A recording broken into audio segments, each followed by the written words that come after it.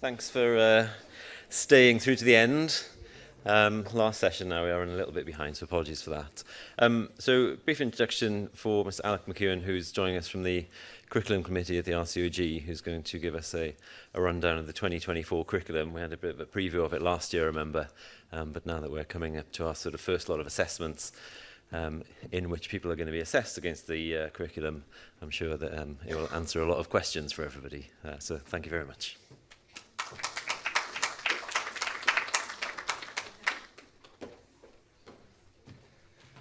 I did consider wearing a suit of armour, actually, as an obstetrician at a gynae oncology cancer society, particularly an obstetrician who has had a major impact on the shape of your curriculum, and then an obstetrician from Nottingham, which, you know, is at the moment supposedly the worst maternity service in the UK. So I'm setting your expectations nice and low, and we can only go up from there, can't we?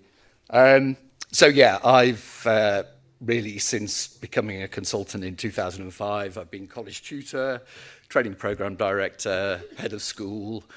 I've spent time on the SST committee, and then more recently did 4 years as the chair of the curriculum committee. And now I'm co-chair of SEAG alongside Melanie. Right, how do I move on? So I thought, I mean, most of you will have now probably quite good understanding of the changes that were made to the curriculum that was introduced in 2024 in August. But I will try to focus it particularly on gynae oncology training so that it's more pertinent to you guys. And it probably is worthwhile just going through what gynae oncology advanced training has looked like over the years through the RCOG, visit why we've needed to change the curriculum as time has progressed, and maybe pick up on some of the underlying concerns that gynae oncologists have had, general concerns about their training, particularly the length of training, and more recently the need to continue doing some obstetrics. It's a good opportunity to make sure you guys understand that the GMC have certain lines that they will not let the RCOG cross from the point of view of writing curricula, and there have been particular points put repeatedly to the GMC regarding gynae onc training, and it has been persistently a flat no from the GMC. So much of your frustrations that you may feel the RCOG are responsible for, unfortunately, the GMC are a brick wall sometimes, and I'll go into that in more detail. We'll look at how core training has changed with the new curriculum 2024, because that does unfortunately have implications for the gynae oncology trainees, and take a look at what advanced training in gynae oncology now looks like. We can touch on some issues with transition, that term that we use for the period of time whilst people are finishing one curriculum, a new curriculum is being launched. Again, there are rules that the GMC set, and individual trainees, particularly those working less than full time, those who've been out of program for whatever reason, it can get really quite complicated, and there's been quite a big effort made to address the individual concerns of individual trainees. Okay, so if we just look at the core curriculum first, there are 3 curricula that are still hanging around, if you like. There's the 2013 core curriculum, then of course the massive amount of work done for the 2019 core curriculum, and then more recently we've tweaked that 2019 core curriculum, and so there have been relatively relatively small changes to the core curriculum with the introduction of Curriculum 2024. But over the course of these individual curricula, very much a movement away from tick boxes, very technical skills and knowledge-based curricula, through to the 2019 core curriculum. And that was a massive push by the GMC to have all professions within medicine in the UK have training programs which had much greater focus on generic non-technical skills. And the RCOG was actually one of the first colleges to have the newly formatted core curriculum out and underway, but all the colleges had to rewrite their curricula in line with this guidance that the GMC had produced. And that really was what made it look so different. So we moved on to capabilities in practice, key skills, you name it, all that new terminology.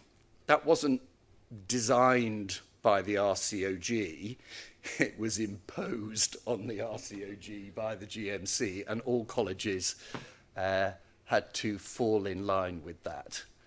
I think most people feel it is better, and we all absolutely understand and recognise the importance of non-technical generic skills.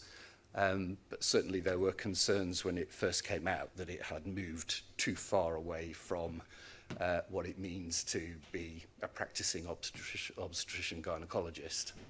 So then, yeah, core 2024, the key change is that the Advanced Labour Ward ATSM, which was undertaken by 95% or more of advanced trainees, whether they wanted to be obstetricians or not, there was much overlap between that and what was in the core modules anyway. And so the decision was made to expand, to strengthen the core emergency obstetrics capability in practice and do away with the Advanced Labour Ward Skills ATSM. And we hope that that means that trainees now feel that they've got a greater degree of flexibility and control over their advanced training, because clearly trainees were doing gynae-oncology and advanced labour ward skills. They were doing laparoscopic surgery and advanced labour ward skills. And indeed, in some schools, the heads of schools said, you have to do the advanced labour ward skills module, which was never guidance from the college, but nevertheless, some felt that you wouldn't get a job unless you had that ATSM. So that's all gone into core, but that has caused difficulties, particularly for gynae-onc and urogynae focused trainees, which we can touch on. So then when we look at the gynae-oncology advanced training, prior to 2019, there were modules called SSMs that were around when I was an advanced trainee, special study modules, I think that stood for. They were the forerunner of the ATSMs, and then obviously there were the subspecialty curricula for the 4 subspecialties. Those individual curricula were written by different groups. There was no coordination between the ATSMs and the subspecialty curricula, for example. And the subspecialty curriculum was not written with the core curriculum in mind. So I remember doing fetal and maternal medicine subspecialty training, and vast swathes of the subspecialty training curriculum were actually part of core. And it was a muddle and it was a mess, and it didn't really look like somebody had taken an overview. because these different curricula came along at different times and were put together by different people. I don't know whether anybody in the audience was familiar with the old gynae oncology ATSM. It was pretty shoddy. If you were to describe what a lead gynae oncology surgeon in a moderate-sized district general hospital does on a day-to-day basis, that old ATSM would not have described that at all. It was actually really poor, I think. And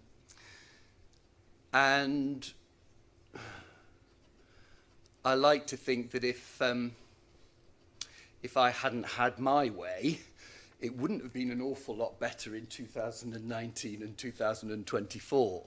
There was a real aim to write the ATSMs, SITMs, the SITMs really to produce somebody who would be employable in the types of jobs that we know are needed. And certainly the old ATSM didn't describe what my colleagues around the East Midlands do as gynae oncologists outside of the subspecialty centres.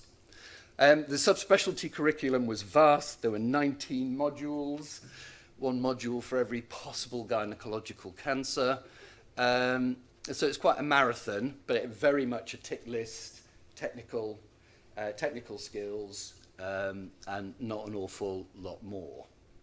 So 2019 came along, and they spent a number of years, and I was not part of the curriculum committee at that point, they spent a number of years writing the new core curriculum for 2019, following all this guidance from the GMC, and literally with about 4 or 5 months to go, prior to the August or October 2019 when the core was launched, the GMC said, well, you'll have to update your advanced training modules as well, and your subspecialty training.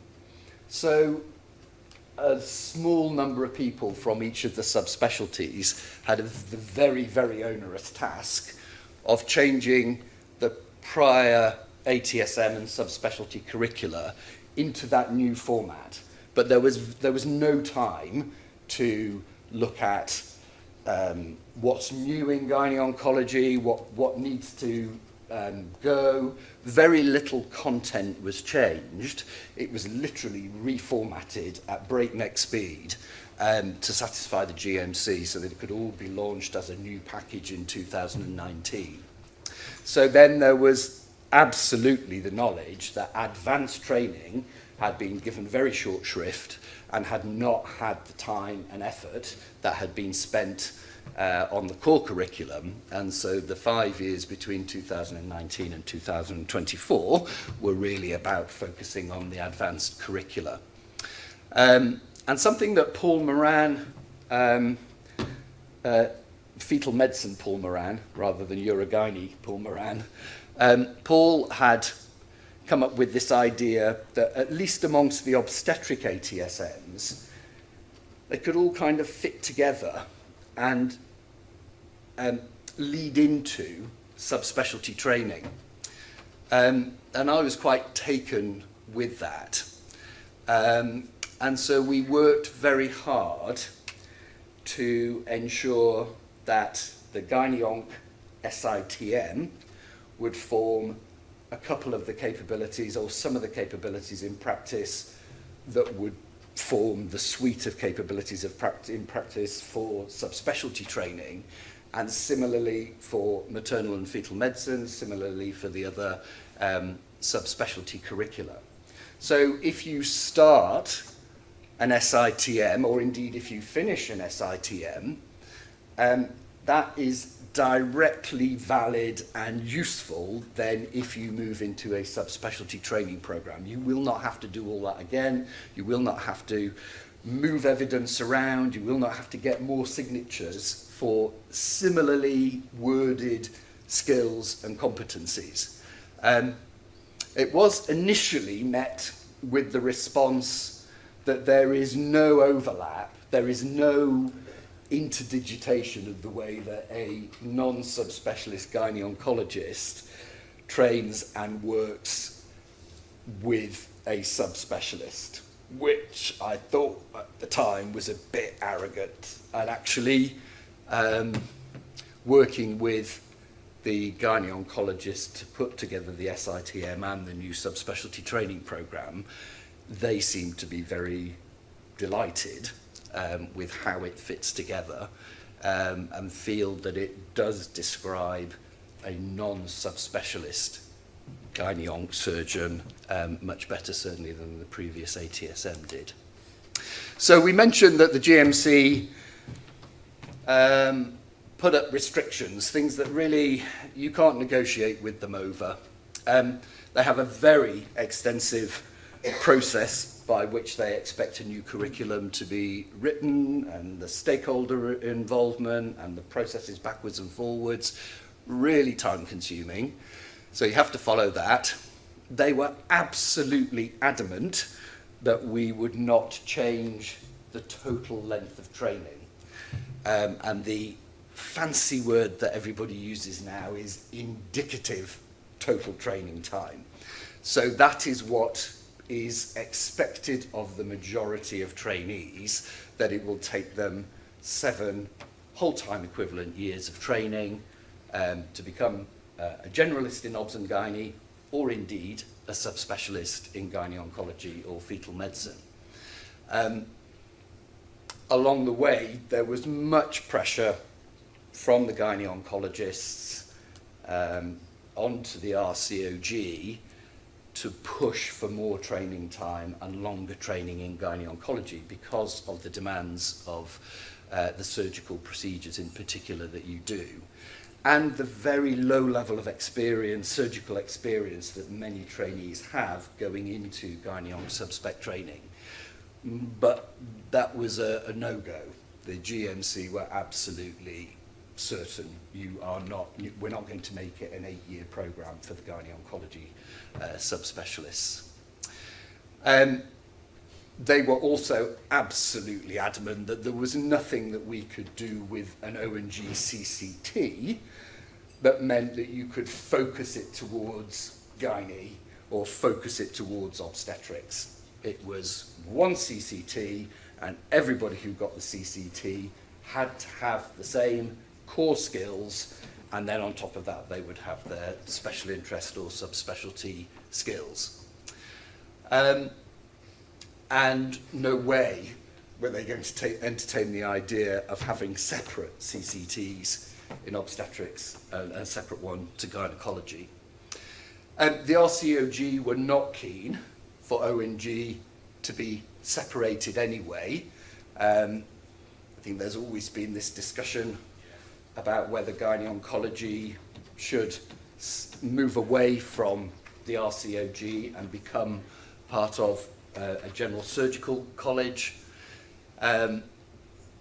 Massive ramifications, as you can imagine, and not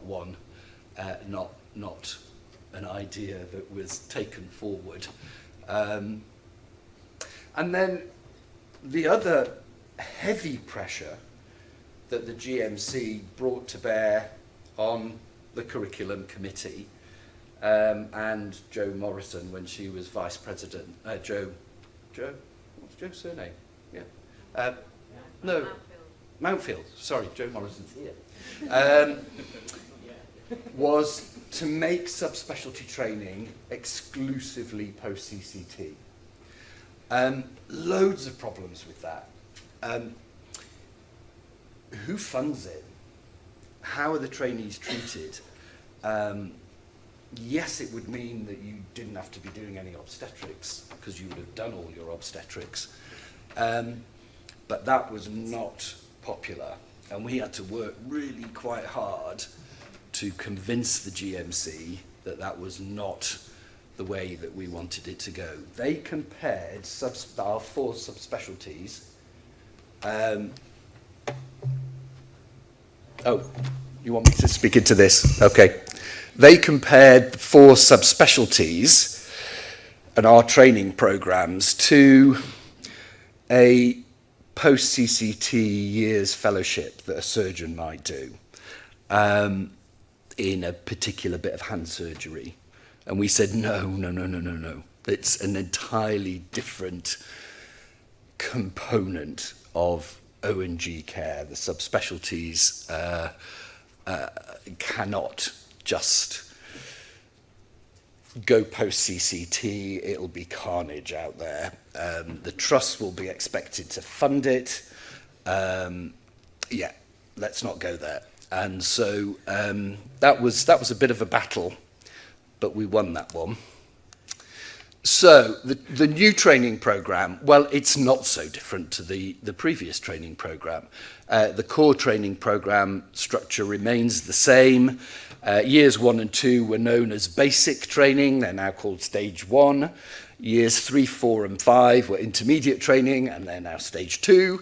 And years 6 and 7 are no longer advanced training. They are stage 3. And I won't bore you with the long discussion we had with the GNC, who really did not like the use of the word advanced. They said, you need to remove the word advanced. And it was like, okay. So that's why we ended up with stage 1, 2, and 3. The critical progression points remain the same with the core curriculum at the end of ST2, ST5, and ST7. And the examination requirements remain the same, which does throw a bit of extra interest in from a subspecialty point of view. So you'll remember that diagram when it was first produced with the previous training program, and it was just adjusted very slightly.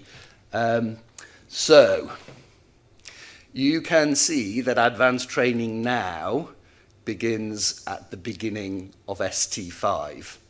So trainees have 3 years to be doing their special interest training modules rather than the 2 years they had for their ATSMs. The exams have to be successfully achieved by the end of ST5. Subspecialty training can begin at any point during ST5, ST6, ST7. Doesn't have to start at the beginning of ST5, and indeed for the majority of trainees it won't start at the beginning of ST5. But yes, it is actually possible if you have a really high-flying local candidate who is finishing ST4 and the training program comes up and they have a very competitive CV, you know, that kind of trainee is going to have their exam already. If they don't, they would still be eligible to be interviewed for subspecialty training. So yes, it is possible to enter subspec training without your Part 3. In reality, we don't see that being an issue, because the kind of person who is going to have a CV that makes them competitive towards the beginning of ST5 for a subspec training program is going to have their exam already, I think. And if they don't, if they get to the end of their first year in their subspecialty training and they haven't got their exam, they will carry on in the subspecialty training program. They'll be on an outcome 3. They'll be going to work, they'll be doing their operating list, they'll be going to their MDTs, but their focus for that 6 months whilst they're on their outcome 3 time will be to get their exam. But it's not going to mean that they're kicked out of the subspecialty training program. Some would say it's a sneaky way of making sure you get another few months in the training program to get more operating under your belt. But so it's a little bit messy. You will know that the core curriculum, with all those capabilities in practice, each one of them, there are 14, have to be evidenced during stage 1, and then the e-portfolio is wiped clean, and the trainees enter ST3, and they have to evidence all those key skills again in all those 14 capabilities in practice during ST3 to ST5, but hopefully with evidence that is that next step along the maturation scale, if you like. And then this is where the issue comes for gynae oncology trainees in particular. Those trainees all trainees have to evidence their core capabilities in practice again during ST6 and ST7. And many of our subspecialty trainees will be ST6s and ST7s.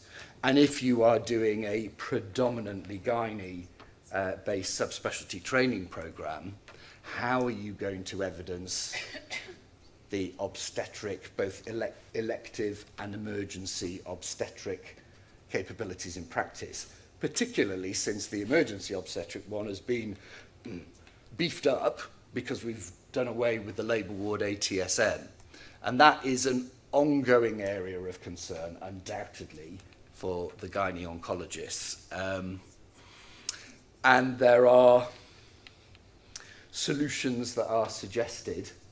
None of them go down very well, I think, is the bottom line. And people in the audience facing this will say, how on earth, when I'm learning to do radical hysterectomies, can I evidence these obstetric skills? And it is, I will freely agree with you that that is an ongoing issue. But it comes from the demands of the GMC rather than the RCOG just being obstinate. So the gynae modules, before we focus on subspec training, the ATSMs, there were 13 different ones, and abortion care was bizarrely called an ASM. We've got rid of sexual health and forensic gynecology because nobody did those, nobody registered for them.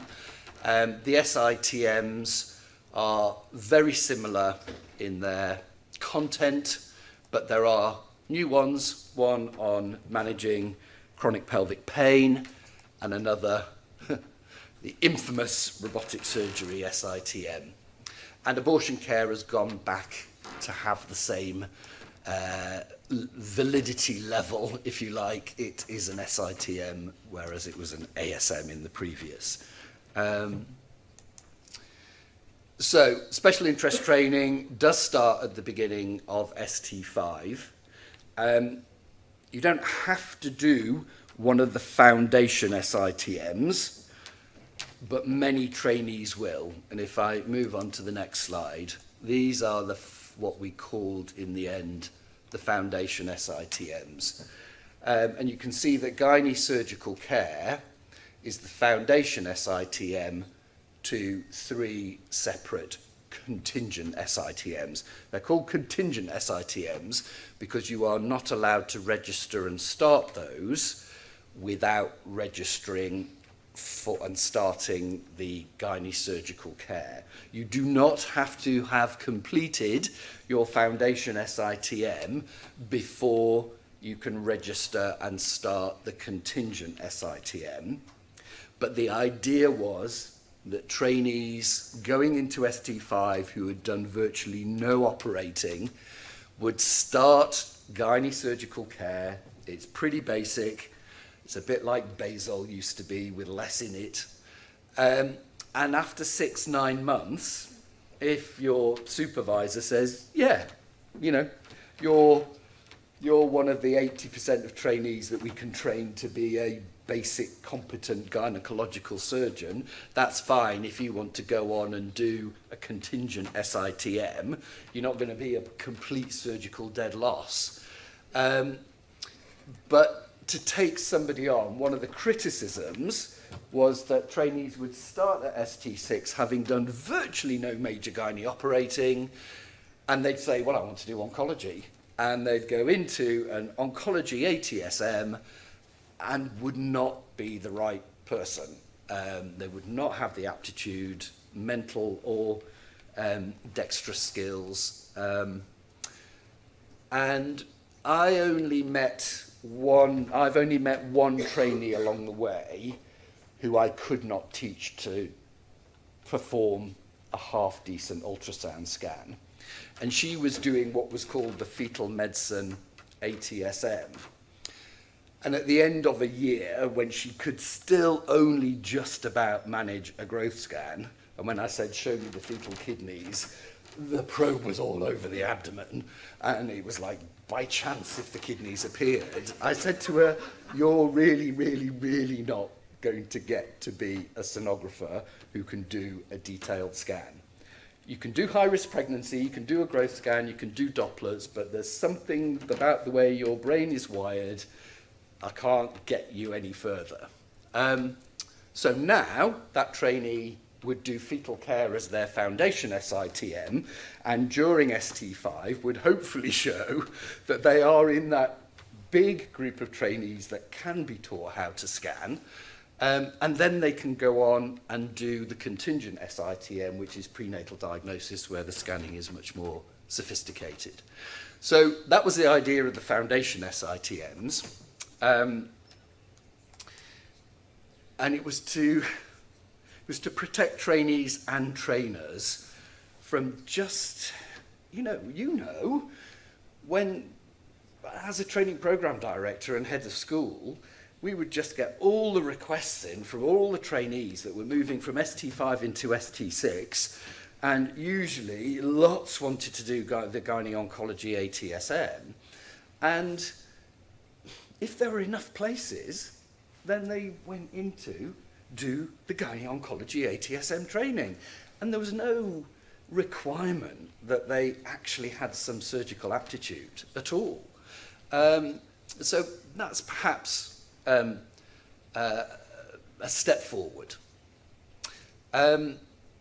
Some of the curricula of the SITMs is deliverable just through service sessions, but during ST6 and ST7, there is still an expectation that trainees will have dedicated time for their advanced training sessions. But they've got 3 years to do 2 SITMs. And one of their SITMs doesn't have to be and can't be advanced labour ward because it doesn't exist anymore. So you can see that a trainee, hopefully, can tailor, if they really want to be a basic obstetrician but have an interest in office gynecology, they've got a bit more space and a bit more opportunity to do something more than just hysteroscopy, for example. So even in a very recent meeting last week, when one of the senior trainees reps, who isn't Hannah, said in a meeting, well, you've got to have completed gynae surgical care before you can start gynae-oncology SITM, before you can do subspecialty training. No. You don't have to have completed any of those things. Yes, you can't start the gynae-onc SITM unless you're doing the gynae surgical care as well. But going into subspecialty training is not dependent on you having completed those SITMs. So there we go, a whole variety of different gynae surgical gynae SITMs. You can do them with an obstetrics SITM if you want a more general career.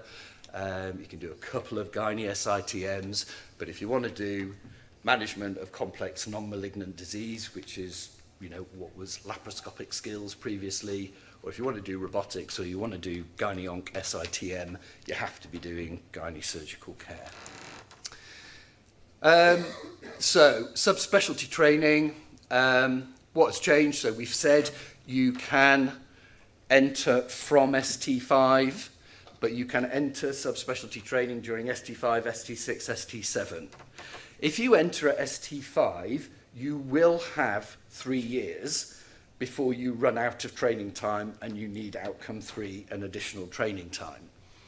But the indicative clinical training time for all 4 of the subspecialties is 2 years. The GMC would not move on that. We said, the gynae-oncologists really want another year. No, they can't have it. And actually starting advanced training at ST5 was Joe's only solution to try and get some more training time for the gynae-oncology subspecialists. either you would have done ST5 where you'd done SITMs that were at least going to be valuable to have as a basis going into subspecialty training in gynae-onc, or you would have 3 full years. Obviously, it's competitive entry. You're going to have to be a you-know-what candidate to be getting in at the beginning of ST5. It used to be 3 years, of course, the total training time. The clinical training time was only ever 2 years, but then there was the research year. And what was happening in gynae-oncology subspecialty training was trainees would do their PhD, not write it up, not submit it until the first 6 months of their subspecialty training. So they'd have a 3-year program, but they wouldn't actually be doing any real research during the 3rd year of their 3-year program. They just used it as a 3-year clinical training program. And I can't blame them. Again, the GMC were adamant that research had to come out of subspecialty training. That was really a really strong message. And the subspecialists across the board were not happy. And so that's where the research capability in practice came in. There was just so much disquiet about losing that important component of subspecialty life. And so that was the compromise. But again, another GMC brick wall. So that just shows you, if you're doing gynae-onc, there are the capabilities in practice that form the oncology SITM, and then there are 5 more oncology subspecialty capabilities in practice, which are specific to subspecialty training. If you haven't done the oncology SITM, you will have to do them all as a subspecialty trainee. If you've already done or partially completed the oncology SITM, you're part way there. And you've got a feel for the MFM. As we were coming up with this scheme, I kind of gulped when I realised what it would mean for the subspecialty trainees. But we're a hardy crew, that's okay. Right, so there we go. There are, in the SITM, in the gynae-onc SITM, there are 3 capabilities in practice, and that is the term, the lead head statements for each of those 3 capabilities in practice. Those are things that both a subspecialist and a lead in a district general, we felt everybody needed that knowledge, those skills. And then, of course, there are the capabilities in practice that are only for the subspecialty trainees and subspecialists. And I spent quite a lot of time talking with 2 ex-trainees in the East Midlands who work in our secondary cancer units that refer into Nottingham, and how they worked in conjunction with the subspecialists in Nottingham, and what operations do you actually do? That was extremely informative, actually. And then there's the research capability in practice. So I think we've mentioned these important implications. SST can commence potentially as early as the beginning of ST5. That may mean even without having achieved Part 2 and Part 3. The indicative clinical training time is 2 years, but if you enter prior to ST6, you'll have a bit longer. One thing, and I've done plenty of centralised assessments as the chair of gynae-onc panels. A huge proportion of gynae-onc subspecialty trainees need additional training time. It is not It's not a black mark against your name. It reflects the fact that what you do, what you try to squeeze in 2 years, is practically impossible to achieve. And the GMC won't let us extend it any longer, but it's okay because we can extend it, because we can give you outcome 3 time, and nobody likes an outcome 3 because it feels bad, but it isn't bad. And that is always the pressure valve, on the pressure cooker that you can give, and you know, oh well, there's only really a year allowed of additional outcome 3 time. Oh, that's rubbish. I've been head of school for donkey's years, and I've seen trainees go well over 2 years. If you're making progress, nobody's going to waste taxpayers' money and say, well, we're not giving her another 6 months because she'll have had 18 months of outcome 3 time. No, she's achieving the skills. Let her finish, but don't kick her out of the programme until she is ready, because that's not safe. So I would just encourage the trainees out there to not be too downhearted by having an outcome 3 during Ganyong subspecialty training, because you're in a very, very, very big club. Let's see. Yeah, that is worthwhile emphasising. Pre-CCT Ganyong subspecialty trainees must satisfy the obstetric elements of stage 3 core training. No way of getting around that. And there is advice as to how to do it most efficiently. This, as Hannah knows, this is a tricky subject. Transition. There are effectively 3 different core curricula, 3 different stages of the subspecialty training curriculum. We're not allowed more than 2 curricula to be active at any one point. And once you've introduced a new curriculum, the previous curriculum has to be closed 2 years after you have introduced your new one. So those are the kind of GMC rules that we have to follow.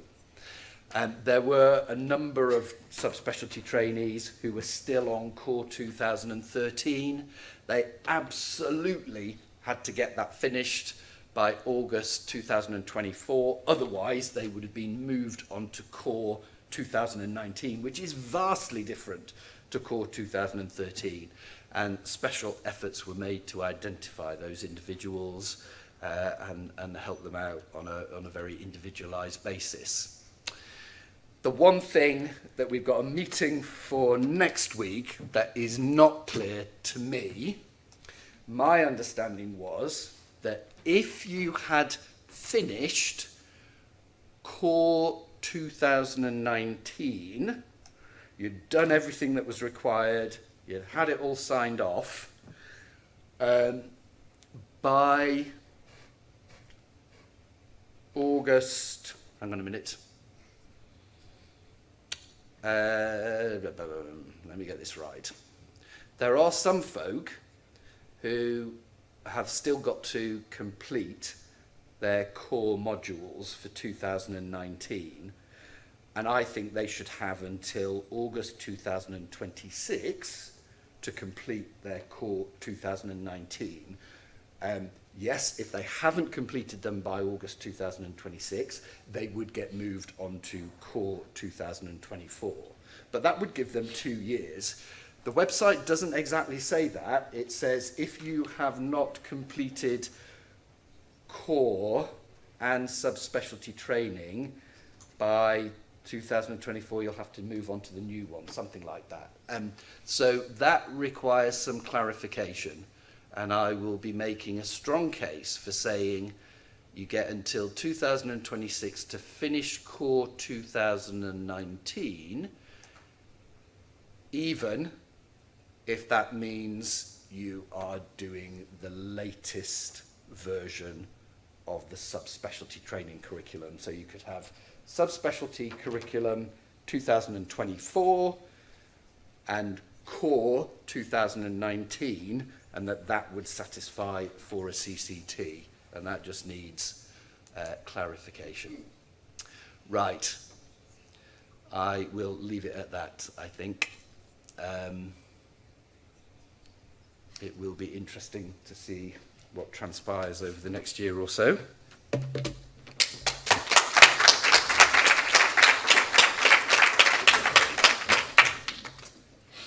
Thank you. I think it kind of makes sense, doesn't it? I'm not sure. Perhaps we've got time for maybe just one question. If anybody's got a really burning question. Thank you. Is it still okay for an ST7 to apply if they spoke more than 6 months, like, and then would they get 2 years from then? Yeah, that is partly deanery dependent. I never refused an application into subspecialty training pre-CCT of somebody who was an ST7. Because otherwise, particularly when you could only apply after ST6, you had a really narrow window of when you could actually apply into subspecialty training.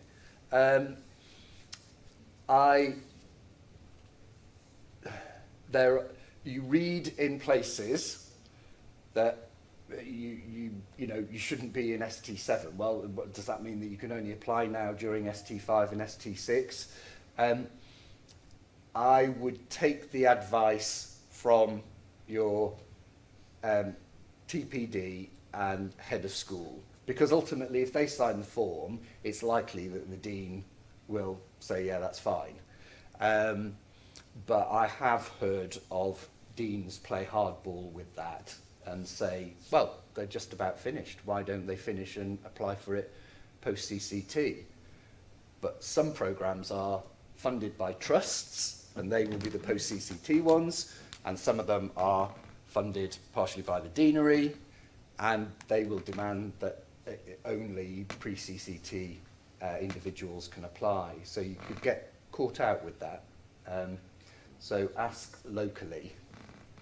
Thank you. I think we'll wrap up there. Okay. Thank you for your time Thank you today. very much.